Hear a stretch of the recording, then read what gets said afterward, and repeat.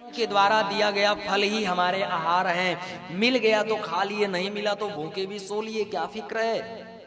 अच्छा सच भी है, यदि इतनी ऊंची दृष्टि हो जाए, इतना ऊंची दृष्टि हो जाए, आकाश हमारा छत हो जाए, पृथ्वी हमारी विस्तरा हो जाए, वृक्ष के फल ही हमारे आहार हो जाएं, और वस्त्र के रूप में वृक्षों के, पेड़ों के, पौधों के कपड़े, पत्ते ही हमारे वस्त्र हो जाएं।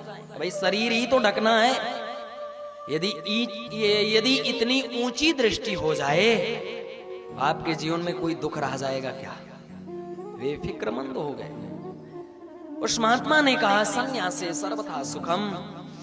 आप सन्यासी बन जाओ, देखो ना।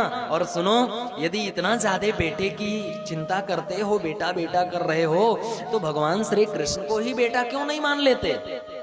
उन्हीं को बेटा मान लो। हाँ, वो तो सब कुछ बनते हैं। स्वामी श्री यामुनाचार्य जी, उन्होंने आलवंदार स्तोत्र में लिखा है, पिता तुम, माता तुम, दैत तनयस्तुम सखा। भगवान को पिता बनाओ, माँ बनाओ, भाई बनाओ, मित्र बनाओ, कुछ भी बनाओ, ईश्वर तो सब बनने के लिए तैयार हैं। और यदि बेटे के लिए इतना ज्यादा परेशान हो रहे हो, तो श्री कृष्ण को बेटा बना लो। इस ब्राह्मण देवता ने इतना सत्संग करने के बाद भी क्या कहता है, अरे नहीं नहीं, आप जैसे वीतराग सन्यासी महात्मा बेटे बेटी के सुख को क्या जानते हो? सुख तो गृहस्थ जीवन में है। बेटा होता है, बधाई गान होती है, फिर उसकी छाटवी होती है, बारहवीं होती है, विवाह होते हैं, बहू आती है,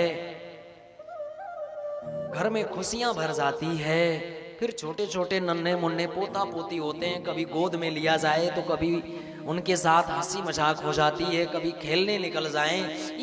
इतना सुख परिवार में है, ये सुख सन्यासियों के जीवन में कहाँ है? नहीं नहीं, गृहस्थ जीवन में तो सबसे ज्यादा सुख है। गृहस्थ में रस है, सन्यासी जीवन तो नीरस है। अच्छा, इस बात को याद रखना। यही ब्राह्मण देवता अभी कह रहे हैं कि गृहस्थ जीवन में सुख है, गृहस्थ जीवन में रस है, सन्यासी जीवन में तो कोई रस नहीं है, सन्यासी जीवन नीरस है।